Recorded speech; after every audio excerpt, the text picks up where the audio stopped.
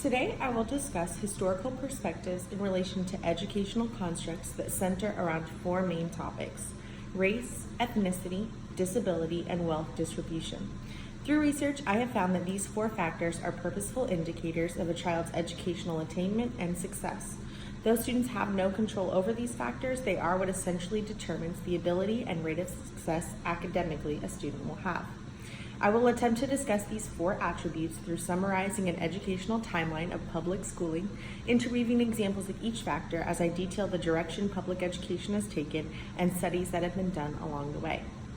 In the 1770s, when the United States was being established, the founding fathers, specifically George Washington and Thomas Jefferson, were accused of wanting to create a society based on elitism, with only white rich males being able to attend educational institutions. In order to avoid criticism, Jefferson suggested that 3 years of free education be given to all non-slaves. This already sets the public education system up for failure, as initially both race and wealth determined eligibility for receiving an education. According to his plan, after the 3 free years, the elite group who excelled most would be chosen to move on to secondary education. This created the ideology that still exists today. Leadership is deemed through amount of education. In the 1820s through the 1840s, the goal of public education was to teach common moral and political values, though this is difficult because the United States had Native Americans and minorities present which followed different moral customs. The goal was to create equality through opportunity and help even the playing field for the rich and poor. This included, however, stripping minorities of their cultures and languages in an attempt to create a dominant, homogeneous Anglo-Saxon culture. In doing so, this also stripped children of the desire to follow in their parents' footsteps in terms of work and cultural customs. In the 1880s through the 1920s, as the economy expanded and industrialization occurred, the focus of public education shifted towards vocational education and guidance, with introduction of job-specific courses such as home economics, preparing women to be stay-at-home mothers, men to be soldiers or factory workers, and again still only providing opportunity to those who could afford education and those who were white, meaning the poor students often worked to produce for the family and sacrificed their opportunity to learn, and rich students were able to flourish and grow into political leaders. The difference here is clear. Being rich meant being educated, and being poor meant being forced into hard labor. In the 1960s, the focus in public education was to prepare students for the economic growth the U.S. was experiencing and be able to compete in a global economy. It is also the time that we saw the desegregation of schools after the infamous Brown versus Board of Education Supreme Court case, but to no avail as community dynamics and poor racial integration continued to occur. Public schools continued to segregate themselves by the creation of suburban schools in suburban areas where white and middle upper class families resided. The property taxes for higher valued homes in these areas created less of a tax burden and therefore allowed for tax revenues to create stronger economical bases for educational spending. These schools contained the highly educated teachers and the vast amount of resources. Therefore, rich and poor students received different education. Students had access, therefore, at the richer schools to more content and more exposure to literature and opportunity.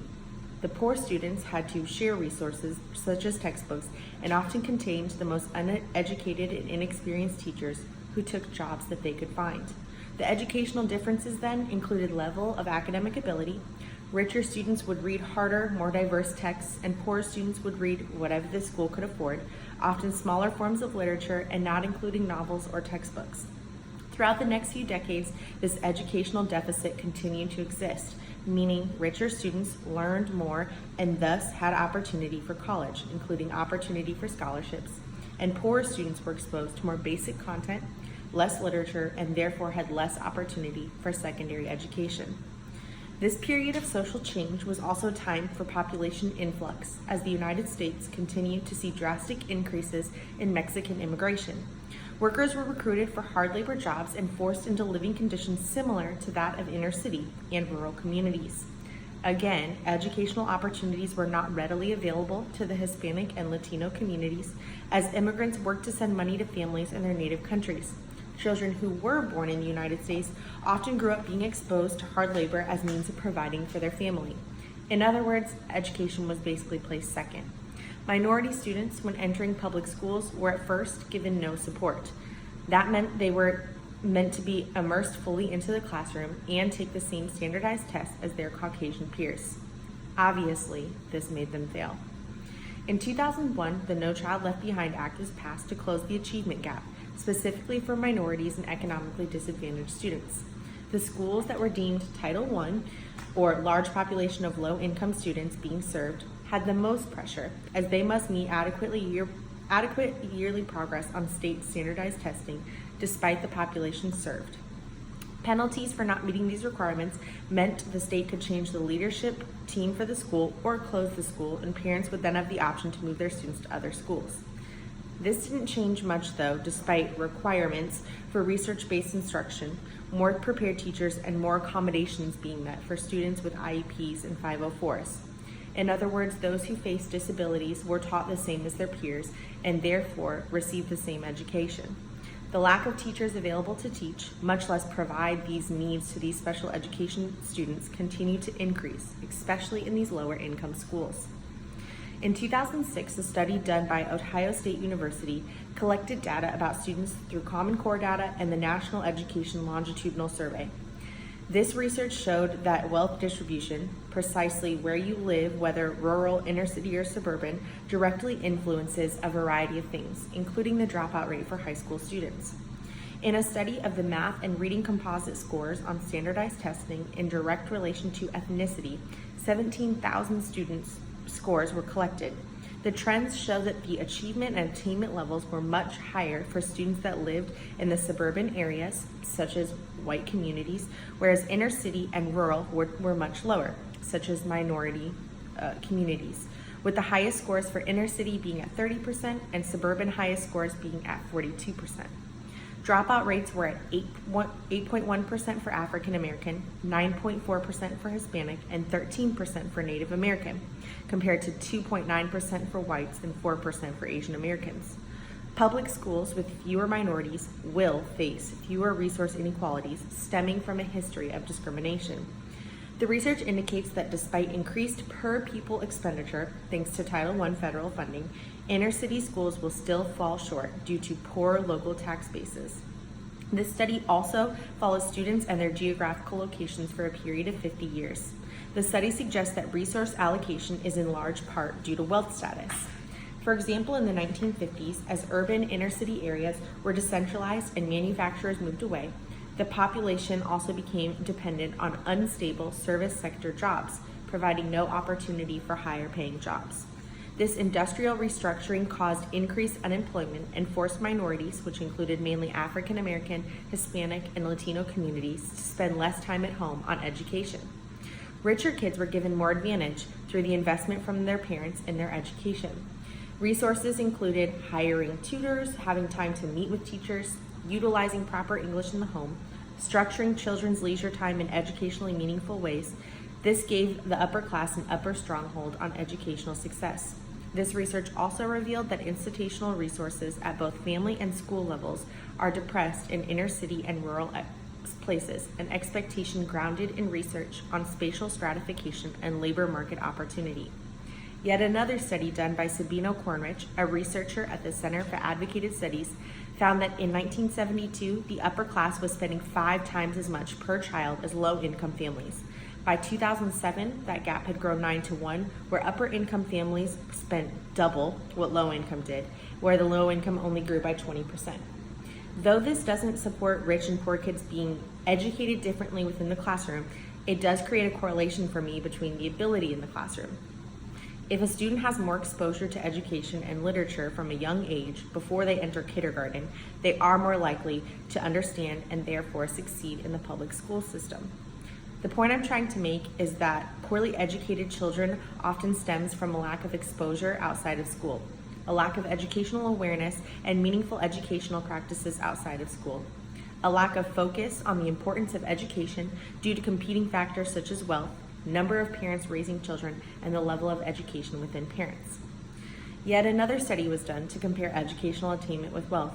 Data was collected for nearly 70 years and created 3 outcomes: college entry rate, college completion rate, and college persistent rate.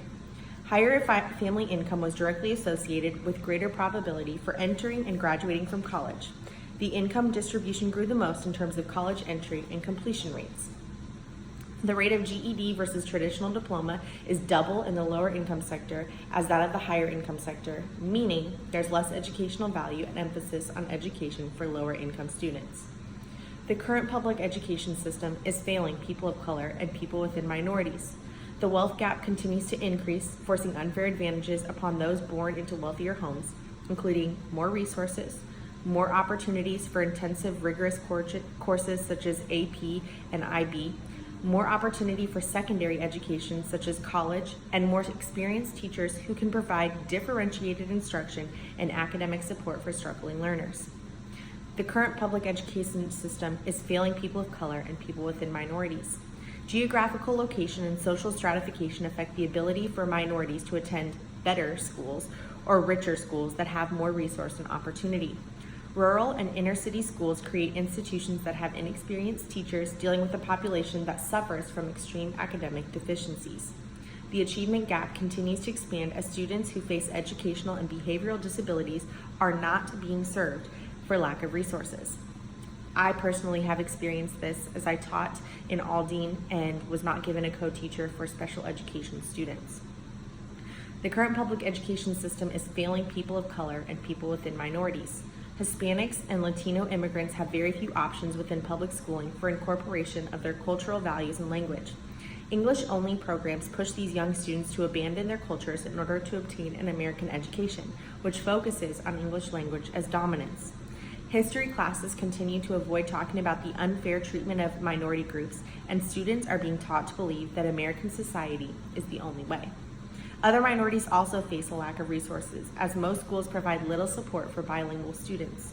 Though some English immersion and ELL programs work towards integration of both cultures, these are few and far between, as the lack of resources such as teachers who are multilingual continue to exist. Finally, the current public education system is failing people of color and people within minorities. As the government, particularly the current Secretary of Education, move towards the political idea of free choice, parents now are able to choose to send their kid to public, private, charter, or for-profit schools. The richer kids again will be given more, and the poorer will be given less.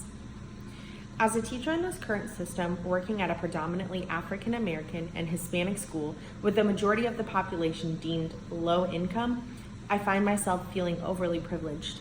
Through this project, I've learned just how much opportunity has been present for me based on the color of my skin, the area I grew up in, and the wealth status of my family. I was a kid who had a mother who read to her every single night. I did go to educational summer programs. I did get accepted into multiple colleges with scholarships because of the opportunities afforded to me in high school. I do choose, however, to take my ability and my passion for working with students to teach them the importance of never giving up on themselves, no matter what adversities they may face. Thank you.